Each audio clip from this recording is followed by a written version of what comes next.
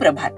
ठुसक कौलारू घर, लाल मातीने रंगवलेलं माझं अंगण, टाचा उंचावून डोकावणारी नारळी पोफळी, सुगंधी लेणं उधळून थकलेली रातराणी, पांढऱ्या फुलांची पिशवी रिकामी करणारा प्राजक्त, वेडा अत्तरी सोनचाफा चेकाळलेला, वरचा चित्रकार आभाळाच्या कॅनव्हासवर लाल केशरी रंगांचे शिंतोडे उडवतोय. एक धिटुकली खारुताई मला गुड मॉर्निंग करून घाईघाईने पळून जाते. गालगंड झाल्यासारखा आपल्या चोचीचं ओझं सांभाळणारा धनेश पानांमागून दिवसाच्या बंगल्याचा दरवाजा उघडतो. वटवट्या, साळुंख्या, टिटव्या, मैना यांनी दरवाजाची बेल वाजवणं अजून थांबवलेलं नाहीये.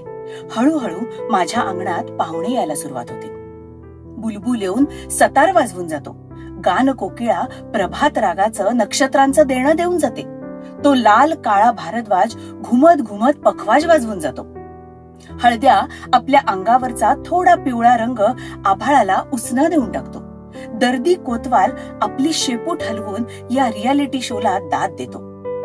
चिवताई चिवचिव करत मला दिवसाचे प्रोग्राम सांगते. लाल काळ्या नेकलेसवाला राघू प्यार के मीठे बोल ऐकवत दिवसाची सुरुवात कुछ मीठा हो जाए अशी करून जातो. बॅकग्राऊंडला केकावली ऐकू येते.